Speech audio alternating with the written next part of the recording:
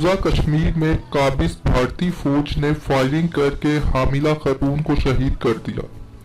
Kashmir media service के मुताबिक मकबूजा कश्मीर में भारतीय फौज की रियासती दहशतगर्दी के वाकयात में दिन ब दिन इजाफा होता जा रहा है। गुज़िश्ता 3 रोज के दौरान काबिज फौज 9 कश्मीरियों को शहीद कर चुकी है। रिपोर्ट्स के मुताबिक मकबूजा कश्मीर के जिला पुलवामा में चंद नामालूम अफराद की जानिब से काबिज फौज के कैंप पर ग्रेनेड फेंका गया, जिसके जवाब में भारतीय फौज ने अंधाधुंध फायरिंग शुरू कर दी।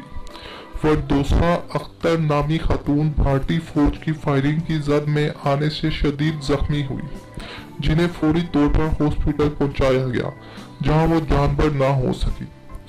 हॉस्पिटल जराये के मुताबिक खातून हॉस्पिटल पहुंचने से पहले ही दम तोड़ चुकी थी, जबकि वो 5 माह की हामिला थी।